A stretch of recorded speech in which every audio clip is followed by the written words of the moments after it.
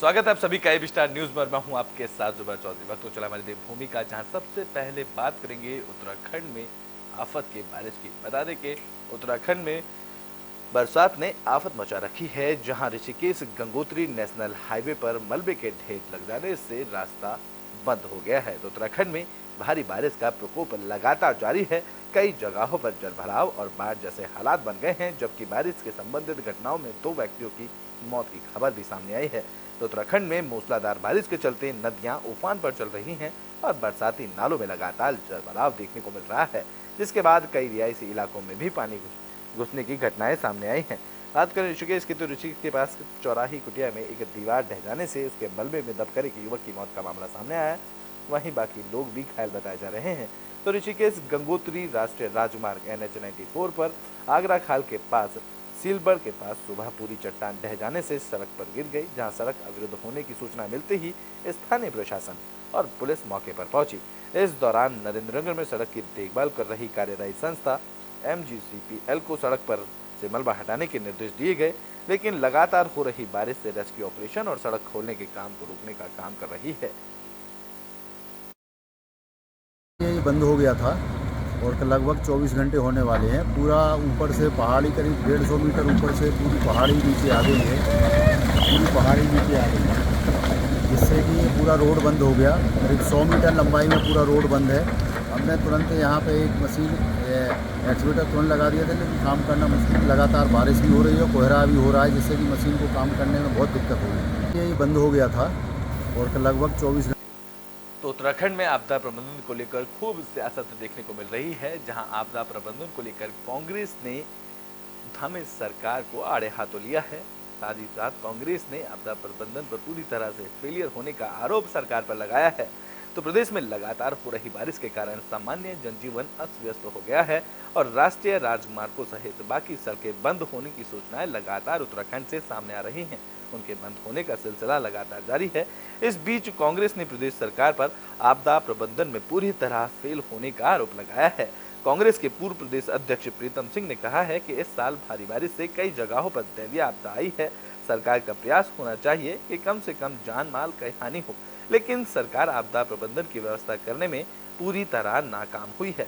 इसके अलावा उन्होंने विधानसभा अध्यक्ष के विधानसभा क्षेत्र कोटद्वार में पुल टूटने और विधानसभा अध्यक्ष की अधिकारियों पर नाराजगी के मामले में कहा है कि प्रदेश में जब विधानसभा अध्यक्ष की सुनवाई नहीं हो रही है, अधिकारी उनकी बात को तवज्जो नहीं दे रहे हैं, तो आम जनता का क्या ही हाल होगा। जिस तरीके से इस बरसात में बहुत भयंकर बरसात हुई और उससे पूरे राज्य के अंदर बहुत बड़े व्यापक स्तर पर क्षति हुई है। जान माल का भी बहुत नुकसान हुआ है। सरकार को चाहिए कि वो दैवीय आपदा प्रबंधन को मजबूत करे और ये प्रयास सरकार का होना चाहिए कि कम से कम जान माल का जो है कम से कम नुकसान हो। लेकिन जो देखने में आया है वो ये स्थिति है कि दैवीय आपदा प्रबंधन के जो व्यापक प्रबंधन किया जाना चाहिए था वो कहीं दिखाई नहीं दे रहा है। लोग जो है त्रस्त हैं। चाहे मैं हल्द्वानी का जिक्र करूं, चाहे मैं कोटद्वार का जिक्र करूं, चाहे मैं चमोली का जिक्र करूं, या पौड़ी का, या टिहरी उत्तरकाशी का, या देहरादून जनपद का, या हरिद्वार का, आप देखेंगे हर जगह व्यापक स्तर पर तबाही हुई है और उस तबाही को रोकने में निश्चित रूप से सरकार नाकाम है। तो ब्रिटेन में बात खटीमा की कर लेते हैं, जहां जनगैया पुल जर्जर हालत में है, जिसको लेकर लोगों को परेशानियों का सामना करना पड़ रहा है। तो उधम सिंह नगर की खटीमा में मेला घाट रोड पर अंतर्राष्ट्रीय सीमा से लगा हुआ 70 साल पुराना जनकैया पुल काफी जर्जर हालत में है। बता दें कि इस पुल की सतह पर बड़े बड़े गड्ढे बने हुए हैं। वहीं पुल के नीचे अप्रोच में भी दरारें पड़ चुकी हैं। वहीं हाल ही में हुई बारिश से पुल पर जलभराव भी हुआ, जिससे हादसों का खतरा और भी बढ़ गया है। आपको बता दें कि जनकैया पुल उत्तराखंड के साथ ही नेपाल को भी छोड़ता है। यूपी उत्तराखंड के साथ साथ ये पुल नेपाल तक को जोड़ने का काम करता है। वहीं इस पुल से प्रतिदिन हजारों की संख्या में छोटे बड़े वाहन गुजरते हैं। इस पुल के धराशायी होते ही लाखों लोगों का संपर्क टूट जाएगा। जहां पुल की जर्जर हालत को देखते हुए स्थानीय लोगों की तरफ से अनेकों बार इसके पुनर्निर्माण की मांग शासन प्रशासन से की जा चुकी है, लेकिन अब तक कोई ठोस कदम नहीं उठाया गया है। इस दौरान लोक निर्माण विभाग के सहायक अभियंता प्रेम प्रकाश ने बताया है कि पानी कम होते ही सरफेस की मरम्मत का काम शुरू कर दिया जाएगा। यहीं पगड़िया ऊंची मोड़ रोड पे रहता हूँ। ये पुलिया सर अब काफ़ी टाइम हो गया इस पुलिया को, ये अंग्रेज़ों के टाइम की पुलिया है। अभी इसमें बहुत गड्ढे हो गए हैं। और बाकी ये खटीमा आपका मुख्यमंत्री आप जानते ही होंगे, मुख्यमंत्री जी का आवास है यहीं नगला तराई जो इस साइड में है। तो अभी देखिए इसमें रात के टाइम पर बड़ी दिक्कत होती है, पानी वानी भर जाता है, गड्ढे रहते हैं। अब जैसे लोकल के लोगों को तो पता है यहाँ पे गड्ढे हैं। अब जैसे बाहरी कोई भी वाहन आता है जैसे यूपी साइड का, ये रोड पूरा आपका यूपी कनेक्ट होता है यूपी, तो इस पे जैसे बाहरी आते हैं रात के टाइम पर, उन लोगों को बड़ी दिक्कत होती है। अब जिसको पता है कि यहाँ पे गड्ढे हैं उनका कोई नहीं, और जो बाहरी है उनको दिक्कत है कि मतलब गड्ढे अड्डे का पता नहीं रहता, तो एक्सीडेंट होने के इसमें चांसेस है। तो मेरा मान है कि इस रोड पर थोड़ा आप ध्यान दें, इसको सुधारने का हुआ है और इस पे बार बार हमारे द्वारा मरम्मत का कार्य किया जाता है। अभी पुल की सरफेस में कुछ गड्ढे बन गए हैं, कुछ सरफेस डामर की उखड़ गई है। इसको हम तुरंत ही पानी कम हो जाता है तो इसको पैच मरम्मत करके ठीक करवा देंगे। बाकी यहाँ पे अवगत कराना चाहूँगा कि ये पुल काफ़ी पुराना बना हुआ है, तो इसके लिए हमें शासन स्तर से उच्चीकरण के लिए पैसा धनराशि प्राप्त हुई है, जिसके लिए आंदोलन बनाने की। तो बुलेटिन में बात कर लेते हैं उत्तराखंड में संपत्ति सर्वेक्षण की, जहां उत्तराखंड में शहर में अब संपत्ति सर्वेक्षण की शुरुआत हो गई है। बता दें कि शहरी इलाकों में शहरी विकास मंत्री ने इसकी शुरुआत कर दी है। तो उत्तराखंड के 10 शहरों में शहरी विकास मंत्री प्रेमचंद अग्रवाल की तरफ से संपत्ति सर्वेक्षण की शुरुआत की गई है। इस शुरुआत करते हुए शहरी विकास मंत्री ने बताया कि सभी शहरों में लगातार शहरीकरण बढ़ रहा है, लेकिन असल हकीकत लोगों के सामने नहीं आ पाती है। जिस सर्वेक्षण से विभाग को ये पूरा मालूम हो जाएगा कि शहर में कितनी सड़कें हैं, कितने पार्क हैं, कितनी नालियां और कितनी अतिरिक्त जगह है, जिससे कि सटीक सर्वेक्षण हो सके। उन्होंने आगे कहा कि राजस्व प्राप्त करते समय कई बार झगड़े की संभावना बढ़ जाती है, लेकिन ये सर्वेक्षण से झगड़े समाप्त होंगे और लोगों की प्रॉपर्टी की असल जानकारी निकाय और निगमों को मिल पाएगी, जिससे राजस्व में भी बढ़ोतरी होगी और निकाय और निगम की कमाई भी बढ़ेगी। देखिए, आप जानते हैं कि जिस प्रकार से हमारे शहरों में घनत्व बढ़ रहा है, परिवार बढ़ रहे हैं और भवन बढ़ रहे हैं, स्वाभाविक रूप से कुछ लोगों की इसकी जानकारी भी नहीं होती। और प्रॉपर्टी टैक्स तो एक कहने की बात है, लेकिन पूरे जब जिस निकाय में इसका मैपिंग सर्वेक्षण होगा तो वास्तविकता सामने आएगी, पारदर्शिता सामने आएगी, और उससे हमें ये भी जानकारी मिलेगी कि आपके पास कितनी सड़कें हैं, कितने पार्क हैं, कितने वहाँ पे आपके खंभे हैं, कहाँ पे सीवरेज है। ये पूरा ऊपर जब मैपिंग होगी सारी चीज़ों की जानकारी मिलेगी, तो मैं समझता हूँ विकास की दृष्टि से और रेवेन्यू की दृष्टि से ये जो निकाय हमारे 4 हैं, जिसमें आज से पहले अभी प्रारंभ हो रखा है, जिसमें रुद्रपुर और देहरादून, हल्द्वानी और हरिद्वार में ये काम चल रहा है। तो बुलेटिन में बात कर लेते हैं देहरादून की नगर निगम की बोर्ड की बैठक का। बता दें कि आने वाली 14 अगस्त को देहरादून की नगर निगम की बोर्ड की बैठक का आयोजन किया जा रहा है, जिसमें हंगामेदार बैठक होने का अनुसार लगाया जा रहा है। तो देहरादून नगर निगम की बोर्ड बैठक आगामी सोमवार को आयोजित की जाएगी। बैठक में रोमानिया देश के एक शहर की तर्ज पर ट्विनिंग सिटी के प्रस्ताव समेत कुल 23 प्रस्तावों पर चर्चा की जाएगी। वहीं पार्षदों ने बोर्ड की बैठक की तारीख तय होने पर नाराजगी जताई है। इस दौरान महापौर सुनील उनियान गामा ने बताया है कि चुनाव अगर तय समय पर होते हैं तो इस बोर्ड की अंतिम बैठक होगी। ऐसे में अंतिम बैठक के हंगामेदार होने के आसार भी जताए जा रहे हैं।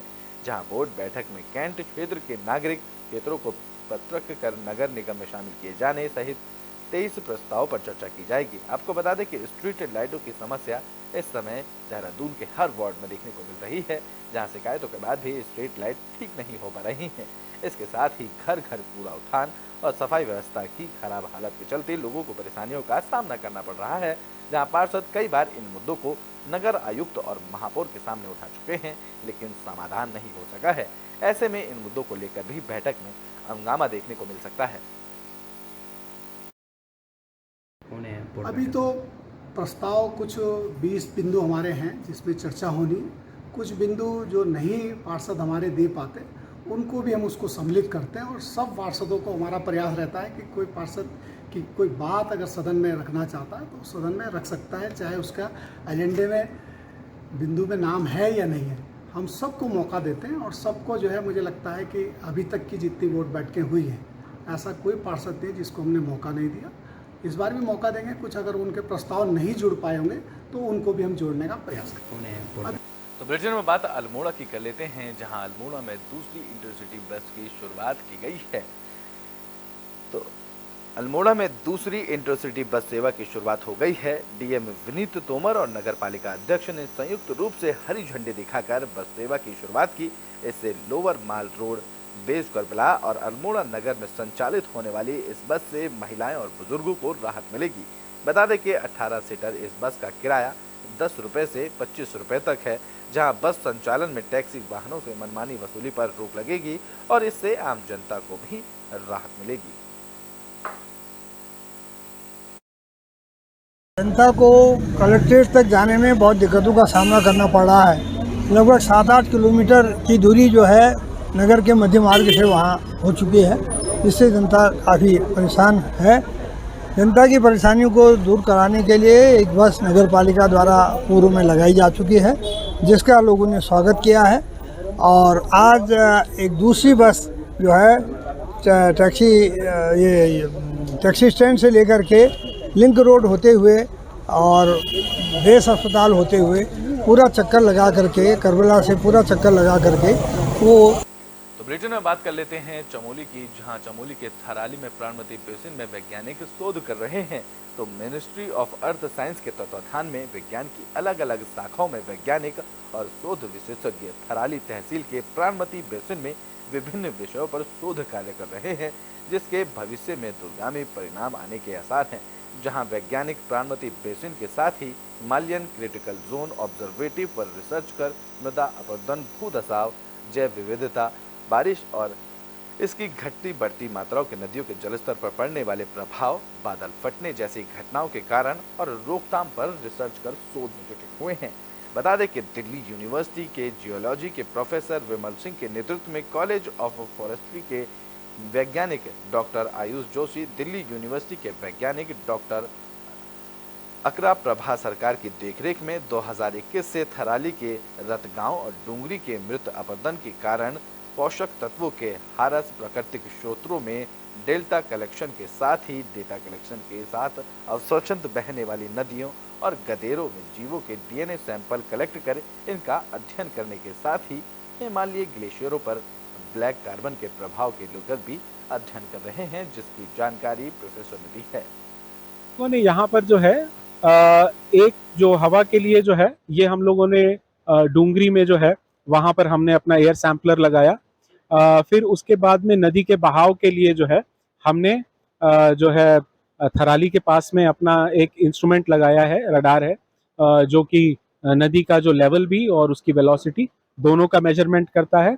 उसके ज़रिए जो है वो हमारे पास में वो डेटा आ जाता है और वो हर 15 मिनट पे उसका रिकॉर्ड करता रहता है। तो बुलेटिन के आखिरी में बात जसपुर की कर लेते हैं, जहां आई फ्लू के मामले बढ़ते ही जा रहे हैं। तो प्रदेश भर में लगातार वायरल फ्लू अपने पैर पसार रहा है, जिसके चलते वायरल फ्लू के मरीजों में लगातार बढ़ोतरी देखने को मिल रही है और इस समय पर अस्पतालों में फ्लू के मरीजों की भरमार देखने को मिल रही है। बता दें कि उधम सिंह नगर के जसपुर सामुदायिक स्वास्थ्य केंद्र में इन दोनों आई फ्लू के मरीजों में इजाफा देखने को मिल रहा है, जहां सामुदायिक स्वास्थ्य केंद्र प्रभारी हेतु शर्मा ने बताया है कि आजकल आई फ्लू के मरीजों की संख्या अस्पताल में बढ़ गई है, पहले से 4 गुना मरीज अस्पताल में आ रहे हैं। दरअसल आई फ्लू से आंखें लाल हो जाती हैं और चिपकने लगती हैं और ये रोग बड़ी तेजी से भी फैलता है। इससे बचाव के लिए एक दूसरे के कपड़ों का इस्तेमाल ना करें और आंखों को बार बार ना छुआ जाए।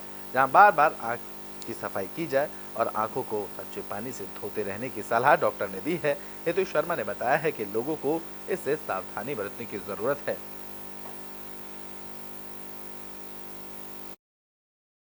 आजकल आई फ्लू के मरीज अस्पताल में बढ़ गए हैं, पहले से करीब 4 गुना मरीज इस समय फ्लू के आ रहे हैं। फ्लू में आंखें लाल हो जाती हैं, चिपकने लगती हैं और ये रोग बड़ी तेज़ी से एक व्यक्ति से दूसरे व्यक्ति में फैलता है। तो एक दूसरे के कपड़े, तौलिया आदि इस्तेमाल ना करें। आँखों को बार बार ना छुएं, आँखों को साफ पानी से धोते रहें और इसमें हल्की सी दवाई की आवश्यकता पड़ती है। ये बीमारी क्योंकि ज़्यादातर वायरल है तो अधिकांशतः आँखों को साफ रखने में और थोड़ी सी हल्की दवाई लेने में ही हो जाती है। तो उत्तराखंड के बुलेटिन हमारी देवभूमि में अभी के लिए बस इतना ही। देश और दुनिया की तमाम खबरों के लिए देखते रहें एबी स्टार न्यूज़।